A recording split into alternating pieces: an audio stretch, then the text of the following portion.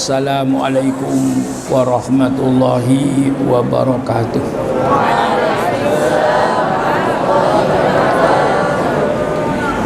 Bismillahirrahmanirrahim. Alhamdulillahirabbil alamin wassalatu wassalamu ala asyrafil anbiya'i wal mursalin sayyidina wa habibina wa syafi'ina wa maulana Muhammad wa ala alihi wa ashabi ajma'in. Subhanaka la ilma lana illa ma 'allamtana innaka antal alimul hakim. La haula wa la quwwata illa billahil aliyil azim. Amma ba'du. Anak-anakku, perjalananmu setelah nanti dari Sunan Bonang itu akan menuju ke daerah Paciran, sebuah kecamatan yang ada di utaranya Gresik, termasuk Kabupaten Lamongan.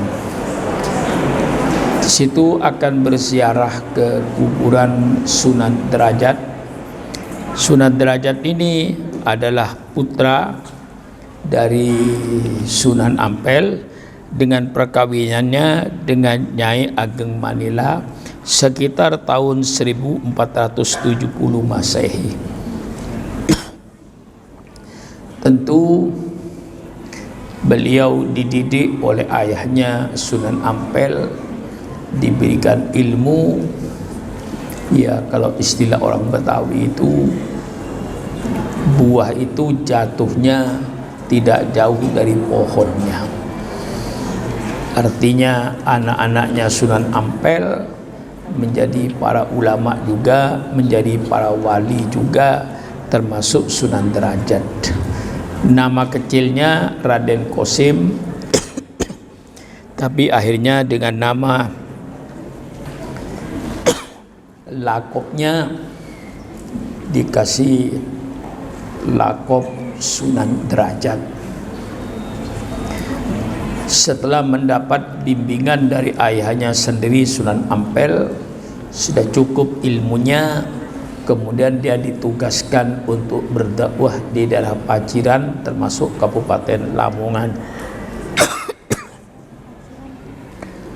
Dalam perjalanan, menurut kisahnya dari Surabaya menuju Paciran itu naik perahu. Kemudian perahu ini menurut Sohibul Hikayah dihantam oleh gelombang, akhirnya terbalik. Kemudian Raja Sunan Derajat ini lalu ditolong oleh ikan, ya ikan tentu yang nolong mesti ikan besar itu.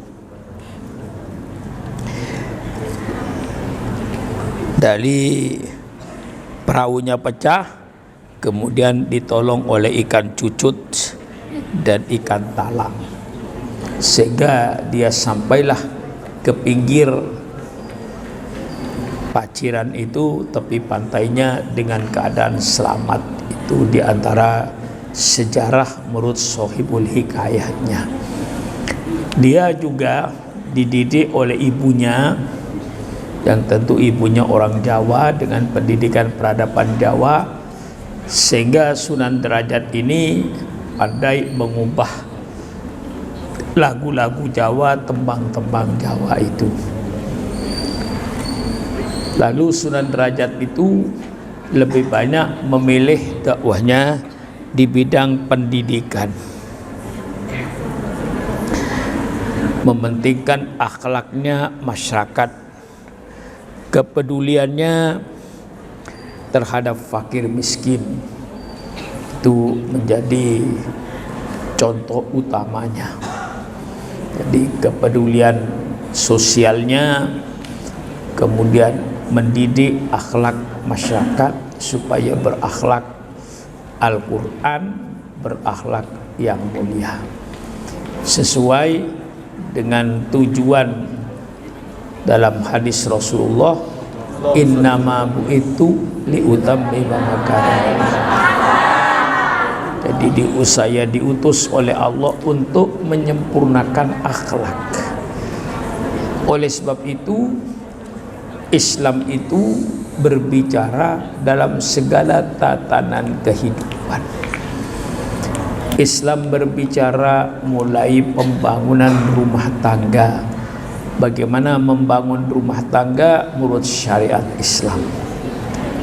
Mengapa Islam bicara soal pembangunan rumah tangga? Supaya anggota rumah tangga tadi, mulai suami, istri, anak, dan pembantu, semuanya berakhlak Al-Quran. Seorang suami berakhlak Al-Quran, wa ashiruhunna bil ma'ruf. Seorang istri berakhlak Al-Quran. Seorang anak berakhlak Al-Quran terhadap kedua orang tuanya, yang namanya birrul walidaini. Itu akhlak diutamakan oleh Sunan Derajat itu. Yang tua kasih sayang sama anak, yang anak kasih sayang sama orang tua. Dalam hadis Rasulullah sallallahu alaihi wasallam, laisa minna man lam yuwaqqir kabirona wala yamhar saghirona. Maka jika segala syariat Islam dalam keluarga itu dijalankan sesuai dengan Al-Quran dan Sunnah Nabi, maka tidak ada kekerasan rumah tangga, tidak ada lembaga perlindungan anak, sebab anak pasti terlindung dengan kasih sayang kedua orang tuanya. Itu soal akhlak. Islam berbicara soal bermasyarakat, katakan ber-RT, ber-RW. Mengapa? Supaya anggota masyarakat itu berakhlakul karimah, sesuai dengan Al-Quran, tetangga dengan tetangga, saling hormat menghormati, saling harga menghargai. Man kana yu'minu billahi wal yaumil akhir falyukrim jarahu.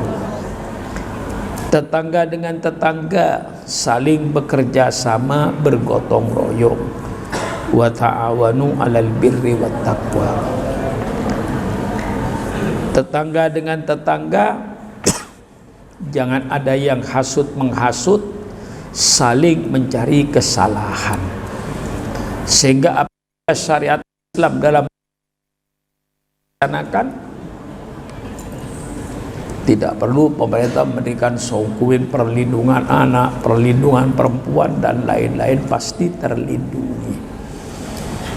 Islam berbicara soal ekonomi, yang anak-anakku baca dalam Fathul Qorib, Fathul Mu'in, Babul dan seterusnya, Babul Hawalah dan seterusnya, Babul Syirkah dan seterusnya, Babul Salam pemesanan barang dan seterusnya.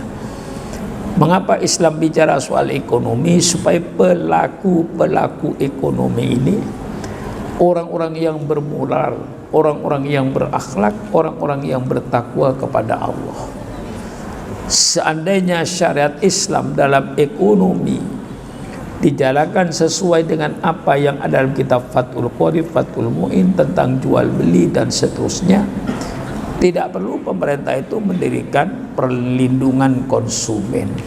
Konsumen pasti terlindungi karena pelaku ekonominya orang-orang yang bertakwa kepada Allah, orang-orang yang berakhlak, orang-orang yang bermoral.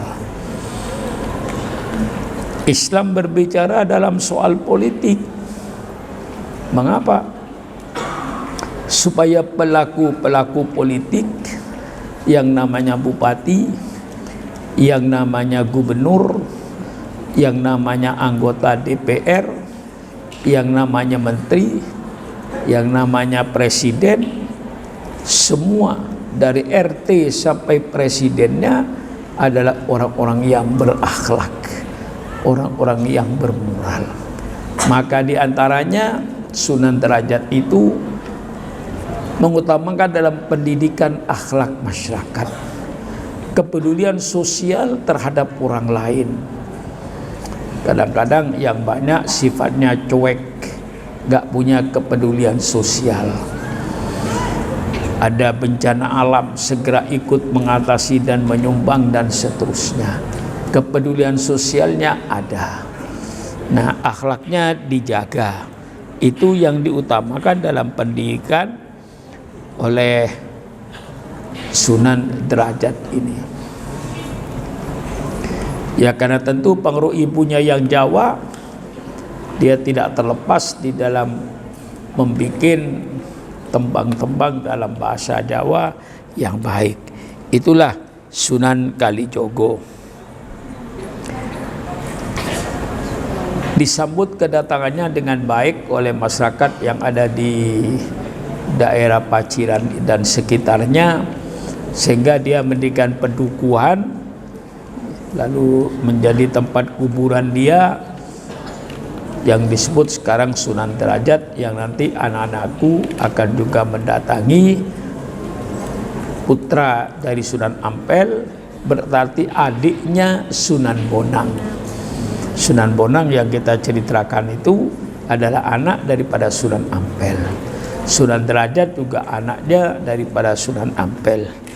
Banyak hal-hal yang dijadikan ajaran dan pegangan oleh Sunan Derajat ini. Pertama, bagaimana membuat senang hati orang lain, menggembirakan orang lain. Itu ajaran yang dibawa oleh Sunan Derajat. Ya, sesuai dengan hadis Rasulullah sallallahu alaihi wasallam, afdalul a'mal ba'dal faraidi idkhalus surur. Menyenangkan orang lain, jangan mengecewakan orang. Ini yang menjadi pokoknya dalam kehidupan sehari-hari. Jadi mengutamakan bagaimana untuk menyenangkan orang lain dan menjadikan orang yang selalu ingat kepada Tuhan, ingat kepada Allah, yang selalu waspada terhadap keadaan. Orang yang waspada itu insya Allah nanti orang yang selamat. Itu yang menjadikan beberapa kata-kata yang keluar dari beliau. Selalu berjuang menolak kemauan-kemauan hawa nafsunya.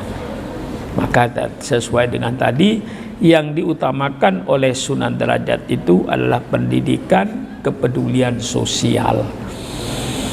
Itu yang sangat penting, karena rata-rata manusia itu cuek terhadap orang lain, tidak punya kepedulian sosial.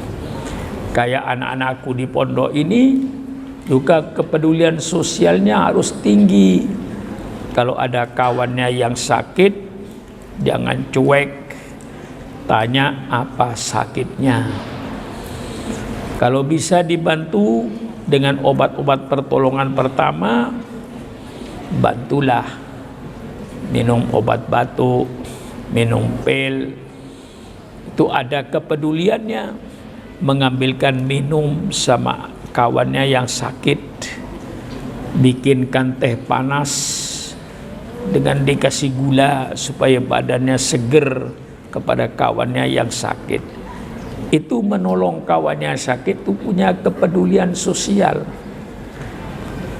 Inilah yang diutamakan dalam dakwahnya Sunan Derajat ini, kepedulian sosial, memperhatikan fakir miskin, bukan memperhatikan orang yang kaya-kaya. Yang diperhatikan orang-orang yang fakir miskin itu.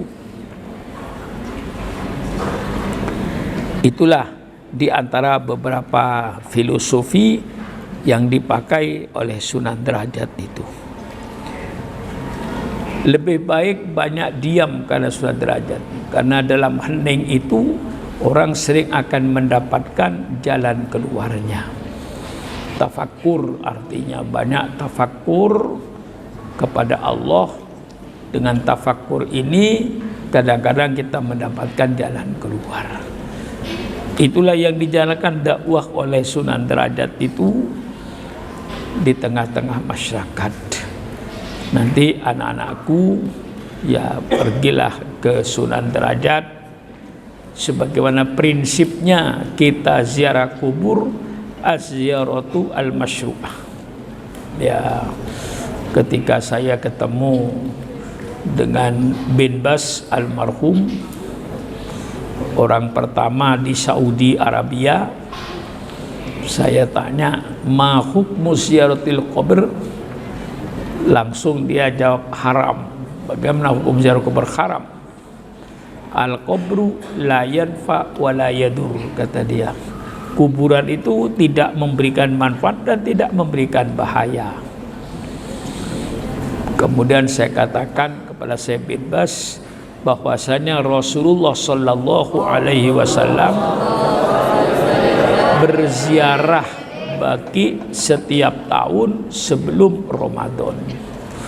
Lalu dia menjawab kepada saya, az-ziyaratu al-masru'ah la ba'sa bih. Ziarah yang sesuai dengan hukum Allah boleh. Lalu saya tanya, wa ma hiya ya Syekh bin Baz az-ziyaru al-masyru'ah? Nahnu nad'u lahu wa la nad'u. Kami mendoakan orang yang berada di kuburan, tapi tidak minta kepada kuburan, mintanya kepada Allah. Ziarah kuburnya itu sebagai tawassul. Jadi kalau anak-anak besok mau berdoa, minta pada ya Allah, mudah-mudahan dengan ziarah saya ke kuburan orang yang kau cintai, para auliamu ya Allah, dengan ini semohon ya Allah, mudah-mudahan doa saya keterima, hajat saya dikabulkan, mintanya kepada Allah. Inilah ziarah yang nanti kita laksanakan. Ini sekilas tentang siapa Sunan Derajat dan perjuangannya. Cukup sebagai selintas kepada anak-anakku. Wassalamualaikum warahmatullahi wabarakatuh.